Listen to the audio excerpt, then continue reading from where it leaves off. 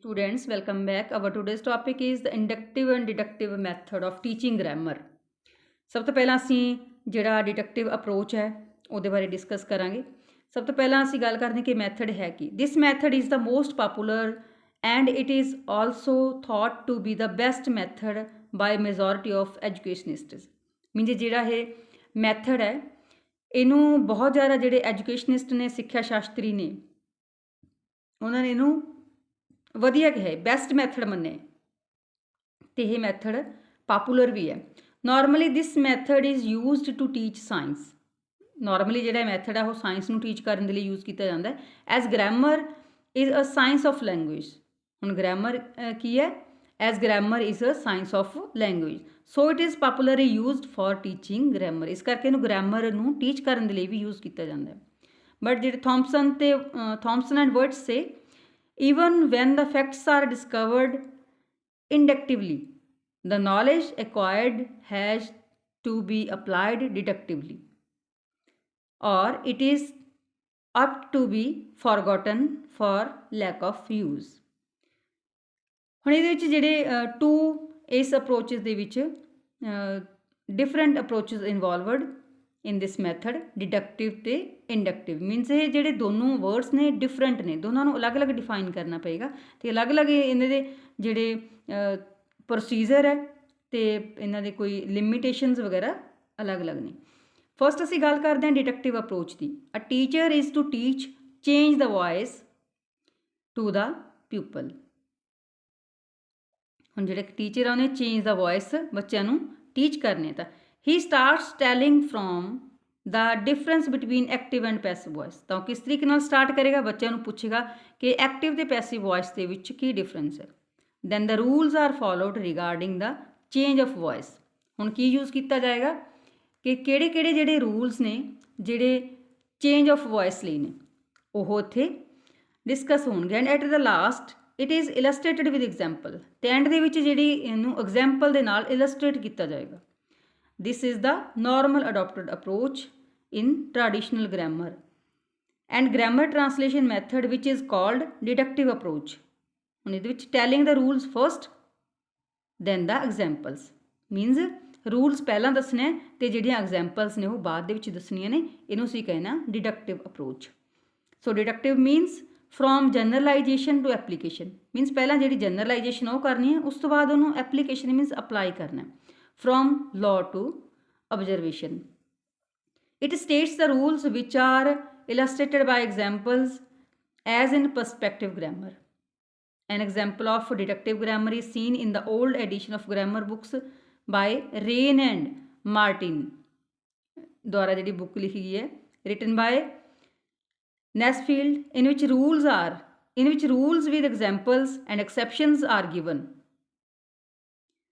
Means ਇਹਦੇ ਵਿੱਚ ਸਭ ਤੋਂ ਪਹਿਲਾਂ ਜਿਹੜੇ ਰੂਲਸ ਨੇ ਉਹ ਦੱਸੇ ਜਾਂਦੇ ਨੇ, ਦੈਨ ਐਗਜ਼ਾਮਪਲ। ਹੁਣ ਪ੍ਰੋਸੀਜਰ ਇਹਦੇ ਵਿੱਚ ਕੀ ਹੈ? ਜਿਹੜਾ ਫਸਟ ਸਟੈਪ ਹੈ explaining rules. The teacher introduces the topic. Teacher ਹੈ ਜਿਹੜਾ ਟੋਪਿਕ ਨੂੰ ਇੰਟਰੋਡਿਊਸ ਕਰਦਾ ਹੈ। Then he defines all the factors involved in that very topic. ਅਤੇ ਫਿਰ ਉਸ ਟੋਪਿਕ ਦੇ ਵਿੱਚ ਜਿਹੜੇ ਫੈਕਟਰਸ ਇਨਵੋਲਵ ਹੁੰਦੇ ਨੇ ਉਹਨਾਂ ਨੂੰ ਉਹ ਡਿਫਾਈਨ ਕਰਦਾ। This is followed by introduction and explanation of the rules or generalization. While teaching parts of speech, the teacher explains and defines communication and speech, then gives classification of various parts of speech, then explains the first part of speech, noun, and defines it. It is the name of a person, place or a thing. ਹੁਣ second step ਇਹਦੇ ਵਿੱਚ ਹੈ application of rules. ਫਿਰ ਜਿਹੜੇ rules ਨੇ ਉਹਨਾਂ ਨੂੰ apply ਕਰਨਾ। Next the teacher gives examples to show the applicability of those rules, ਕਿ ਜਿਹੜੇ ਇਹ ਰੂਲਸ ਨੇ ਉਹ ਕਿਸ ਤਰੀਕੇ ਨਾਲ ਅਪਲਾਈ ਹੁੰਦੇ ਨੇ, ਕਿਸ ਤਰੀਕੇ ਨਾਲ ਇੱਥੇ ਸਹੀ ਨੇ, ਉਹਨਾਂ ਨੂੰ ਸ਼ੋਅ ਕਰਨ ਦੇ ਲਈ ਐਗਜ਼ਾਮਪਲਸ ਦਿੰਦਾ। Exceptions are also told if any. In above case after defining noun the teacher writes examples as Bob is a generous fellow. ਹੁਣ ਬੌਬ ਇਹਦੇ ਵਿੱਚ ਕੀ ਹੈ? ਇੱਕ ਪਰਸਨ ਹੈ। I love Mumbai. Mumbai place. I keep my table clean. Table ਕੀ ਹੋਇਆ ਇਹਦੇ ਵਿੱਚ? Thing. So the teacher explains each and everything to the pupils to clarify the rule. Means rule ਨੂੰ clarify ਕਰਨ ਦੇ ਲਈ ਜਿਹੜਾ ਟੀਚਰ ਆ ਉਹ explanation ਕਰਦਾ। Step 3 practice. At last students come in the picture, but they still remain passive. However, they have just to learn and memorize the generalizations. ਹੁਣ ਜਿਹੜੇ ਬੱਚੇ ਨੇ ਉਹ ਪੈਸਿਵ ਹੁੰਦੇ ਨੇ ਕਿਉਂਕਿ ਟੀਚਰ ਨੇ ਰੂਲਸ ਦੱਸਣੇ ਤੇ ਟੀਚਰ ਨੇ ਹੀ ਅੱਗੋਂ ਉਹਨਾਂ ਨੂੰ ਐਕਸਪਲੇਨ ਕਰਨਾ, ਐਪਲੀਕੇਸ਼ਨ ਆਫ ਰੂਲਸ ਦੱਸਣਾ।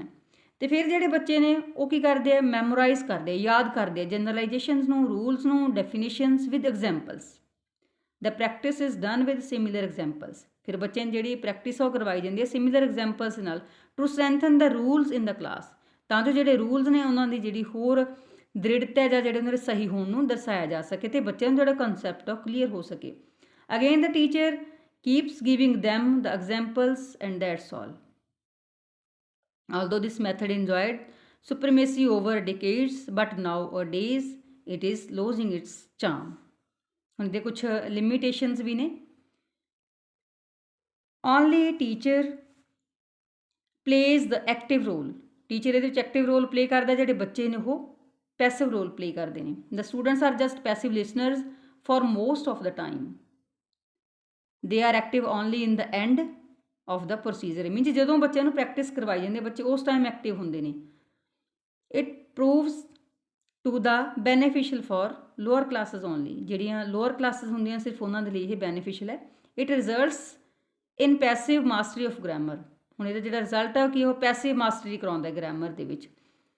It mainly relies upon rote memory of the pupils. Means ਇਹ ਕ੍ਰੈਮਿੰਗ ਦੇ ਲਈ ਬੱਚਿਆਂ ਨੂੰ ਉਤਸ਼ਾਹਿਤ ਕਰਦਾ। As peoples memorize each and everything they are tried and finds the highly boring and uninteresting. ਇਹ ਬੱਚਿਆਂ ਦੇ ਲਈ ਬੋਰਿੰਗ ਤੇ ਅਨਇੰਟਰਸਟਿੰਗ ਹੁੰਦਾ। A vague situation is created as the teacher teaches when the help of a book, for he can't memorize the entire grammar with its rules and application. ਕਿਉਂਕਿ ਜਿਹੜਾ teacher ਹੈ ਉਹ ਬੁੱਕ ਦੀ ਹੈਲਪ ਦੇ ਨਾਲ ਕਰਾਏਗਾ, ਉਹਨੂੰ ਸਾਰੇ ਜਿਹੜੇ ਰੂਲਸ ਤੇ ਜਿਹੜੀ ਦੀ ਐਪਲੀਕੇਸ਼ਨ ਹੈ ਗ੍ਰਾਮਰ ਦੀ ਉਹ ਔਰਲੀ ਯਾਦ ਨਹੀਂ ਹੁੰਦੀ।